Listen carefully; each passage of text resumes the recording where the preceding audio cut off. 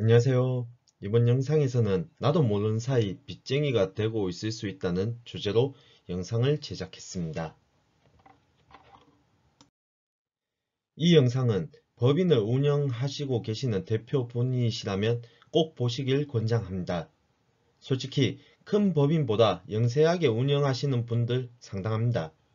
그분들은 격리 직원을 두시는 경우도 있지만 대부분 홀로 격리 업무부터 많은 부분 홀로 운영하시는 분들 많습니다.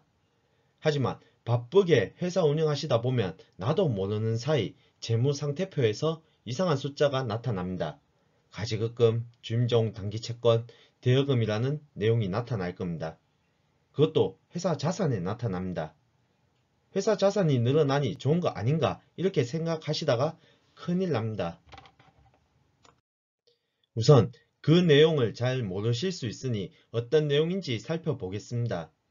가지급금 완전히 종결되지 않아 계정 과목이나 금액이 미확정된 경우 그 금액에 대해 일시적 채권으로 표시하는 임시 계정 과목입니다. 임시, 종결 잘 이해되지 않으실 겁니다. 쉽게 설명드려 법인에서 돈은 나갔으나 무슨 내용인지 모르겠으니 임의로 정해놓은 계정 과목이란 뜻입니다. 다음 주임종 단기 채권입니다. 주주, 임원, 종업원에게 법인이 돈을 빌려주었다는 내용입니다. 조금씩 이상합니다.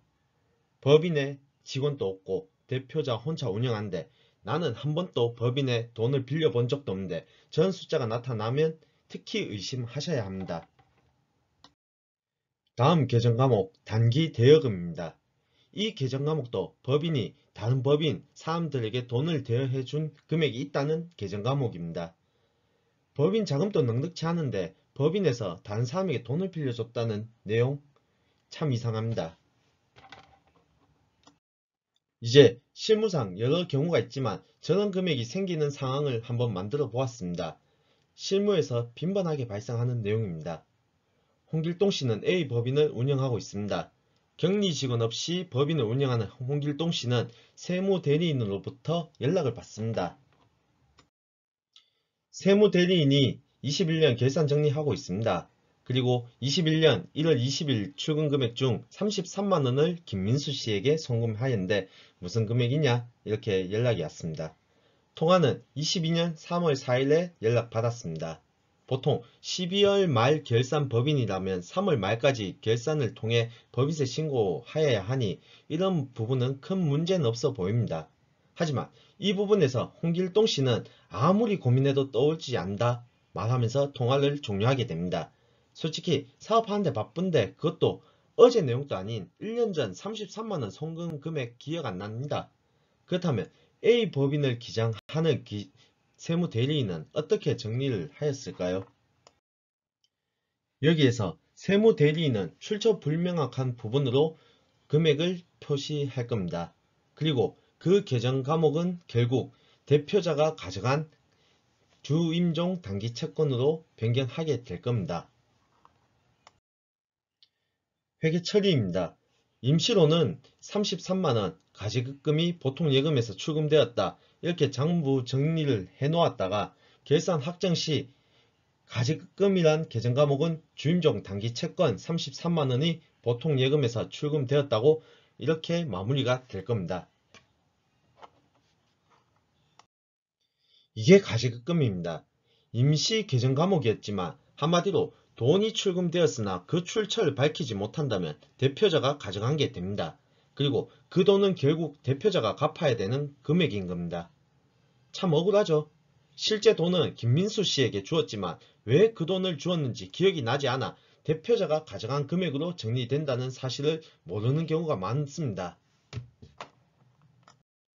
그리고 가지급금이 무서운 게 우리가 은행에서 대출 받으면 은행에 이자를 지급하여야 합니다.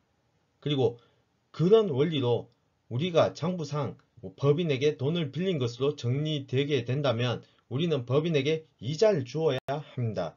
실제 대표가 법인에서 돈을 빌렸다면 억울하지도 않을 겁니다. 하지만 실제 돈도 빌리지 않았는데 그 돈도 갚아야 되고 매년 꼬박꼬박 법인에 이자를 지급해야 한다면 정말 억울하실 겁니다. 그렇다면 가지급금 같은 내용을 만들지 않으려면 어떻게 해야 할까요? 첫째, 격리 직원이 없으신 법인 대표분들은 송금하실 때 송금 사유를 꼭 적어 놓으시기 바랍니다. 사업하기 바쁜데 지출계에서 만드시고 이런 경우 잘 못 봤습니다. 송금하시면서 사유를 적어 놓으시면 1년이 지나도 그 내용 보시면 대충은 기억이 나실 겁니다. 적어도 내가 가져간 금액은 아니라는 증명은 해놔야 된다는 내용입니다. 그리고 법인에서 개인적 사유로 출금하시면 안됩니다. 개인으로 사업 운영하시다가 법인으로 전환해서 운영하시다 보면 개인으로 운영하실 때 스타일 그대로 법인 돈 그냥 출금하시는 경우도 많습니다. 법인 운영하시면 출금하실 때 정확한 명목의 경우만 출금하셔야 됩니다. 급여 배당, 정확한 사유가 있는 경우 출금하셔야 합니다. 법인 운영에 대한 첫 영상을 제작해 보았습니다. 대부분 법인 설립하신 분들이 개인보다 세금적으로도 유리하고 대외활동에 있어 개인보다 법인이 신뢰도도 높게 평가되는 부분을 이용하여 법인을 많이 만들고 운영하십니다. 하지만 절대 쉽게 생각하시면 큰일 납니다. 다른 부분도 많지만 최소 제가 오늘 소개시켜 드리는 이 부분에 대해서는 알고 시작하시기 바랍니다. 제작 과정에 있어 많은 세적인 부분도 존재하지만 그 부분은 다 축소하여 최소 부분만 설명드리고 있습니다. 한마디로 정리하면 법인에서 돈 출금할 땐 출금 사유 확실히 정리하자. 그리고 제일 쉽게 사유 적는 방법은 송금 적요란을 활용하자. 최소 이 정도는 기억하시면 큰 도움이 되실 겁니다. 그리고 결산 마치면서 저 세 가지 항목이 재무상태표에 존재하는지 나타나는지 꼭 확인해 보시기 바랍니다. 감사합니다.